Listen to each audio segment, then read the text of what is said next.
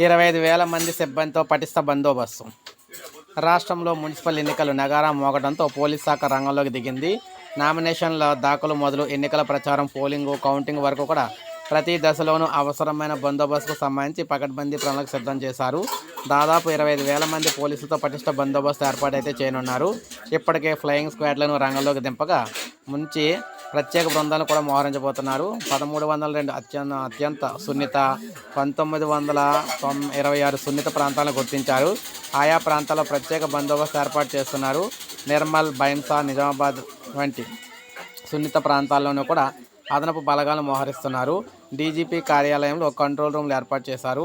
Rowdy షీటర్లు, రాజకీయ నేరగాళ్లను bind over చేయడంతో పాటు లైసెన్స్డ్ ఆయుధాలను కూడా స్వాధీనం చేసుకుంటున్నారు.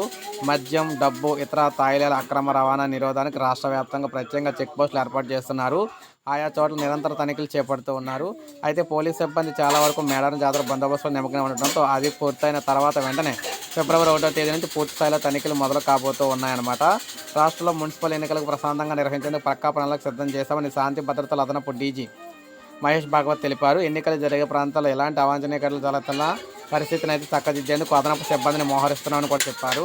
మేడారం జాతర సందర్భంగా భక్తులకు తనిఖీల వల్ల ఇబ్బందులు అయితే తలెత్తకుండా జాగ్రత్తలు తీసుకోవాలని చెప్పేసి అన్నారన్నమాట. సో ఏది ఏమైనా అటు ఉద్యోగులు ఇటు అంతా అందరూ కూడా బందోబస్తు అయితే కరెక్ట్గా ఉందన్నమాట. సో ఇది మనకు అప్డేట్. ఒక లైక్ చేయండి, సబ్స్క్రైబ్ చేసుకోండి మన ఛానల్.